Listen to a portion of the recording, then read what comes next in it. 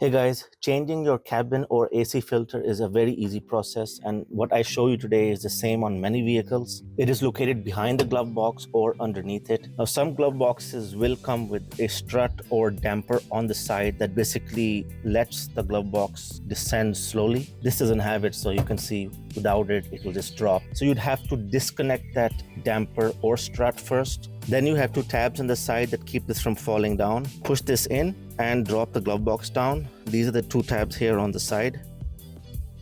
Here's where the cabin filter is, and this is the blower assembly underneath. On the side, push the two tabs in and pull this out.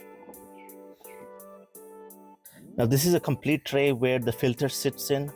Many models will only have a cover here and there's no tray. You just push the filter in. With this filter in the tray, all you need to do is just take the filter out, get your new filter and make sure the airflow arrows are pointing down, and just place it into the tray. Now the tray has some slots over here on both sides. You have to get the end of the filter in these slots like that, and that's all set. Push the tray back in until you hear it click in place. Get your glove box, push the sides back in and put this back in place. All done.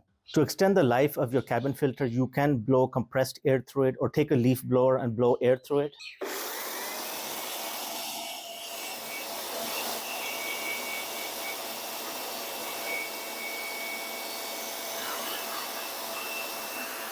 Thanks for watching.